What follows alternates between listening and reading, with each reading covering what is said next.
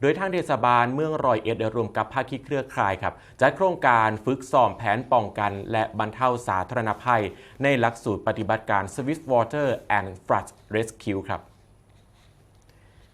นายบรรจงโคสิทธิ์จิรวนันท์ครับนายกเทศมนตรีเมืองร้อยเอ็ดเป็นประธานเปิดโครงการฝึกซ้อมแผนป้องกันและบรรเทาสาธารณภัยหลักสูตรปฏิบัติการ Swift Water and Flood Rescue หรือการกู้ภัยในกระแสน้ำเชี่ยวและน้ำท่วมซึ่งก็มีภาคีเครือข่ายผู้นำองค์กรปกครองส่วนท้องถิ่นเจ้าหน้าที่อาสาสมัครกู้ภัยและหน่วยงานที่เกี่ยวข้องจากจังหวัดร้อยเอ็ดและจังหวัดใกล้เคียงเข้ารวม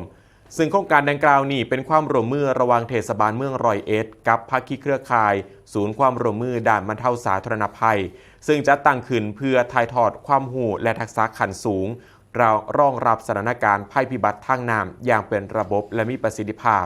พร้อมทั้งทบทวนความรู้เพิ่มพูนทักษะด้านการกู้ภัยทางน้ำผ่านการอบรมภาคทฤษฎีและภาคปฏิบัติทั้งบกและการในน้ำบอกว่าสิเป็นเทคนิคการควบคุมเรือและการบริหารจัดการเหตุการณ์ทางนี้จังหวัดร้อยเอ็ดประสบปัญหาน้ำท่วมจากแม่น้ำชี่และลำน้ำยั่ง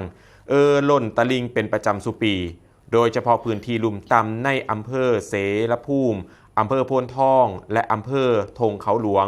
ส่งผลให้พื้นที่การเกษตรได้รับความเสียหายเส้นทางสัญจรถูกตัดขาดพี่น้องประชาชนริมน้ำได้รับความเดือดร้อนซึ่งการอบรมเทือนี้สิซอยเตรียมความพร้อมให้เจ้าหน้าที่กู้ภัยและหน่วยป้องกันและบรรเทาสาธารณภัยสามารถช่วยเหลือผู้ประสบภัยจากน้ำท่วมฉับพลันและน้ำป่าไหลหลากได้อย่างมีประสิทธิภาพครับ